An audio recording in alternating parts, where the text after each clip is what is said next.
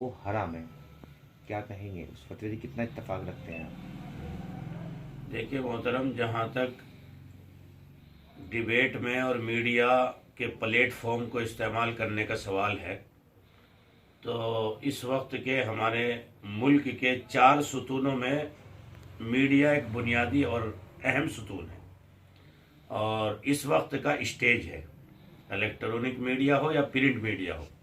اگر ہم اس کا استعمال نہیں کریں گے تو صحیح بات، حق بات، ظلم کے خلاف آواز یا کوئی بھی جو ہماری تحریک ہے وہ ہم اپنے سے دور لوگوں تک نہیں پہنچا سکتے۔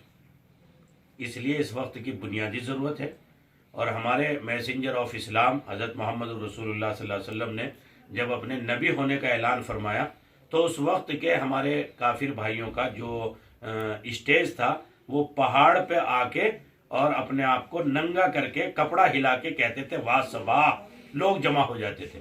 تو اللہ کے نبی نے اس اسٹیج کا استعمال فرمایا، لیکن اتنی بات فرمائی کہ آپ ننگے نہیں ہوئے بلکہ کپڑے کا استعمال رکھا اور اوپر کا کپڑا اتار کر ہلایا۔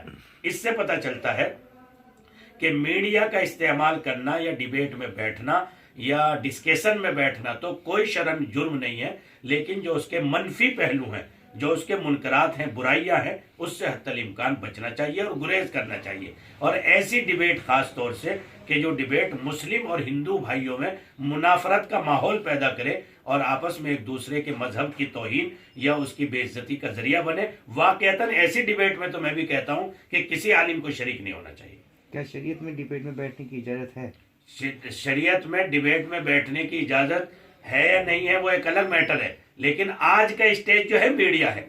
اگر آپ میڈیا کے اسٹیج میں نہیں آئیں گے، ڈیبیٹ میں نہیں بیٹھیں گے، مثلا آپ اسلام پر کوئی کیچڑ اچھال رہا ہے اور آپ اس بات کو اپنے کمرے میں بیٹھ کے کہیں گے تو آپ کا جواب کیسے جائے گا دنیا کی قوم کے پاس؟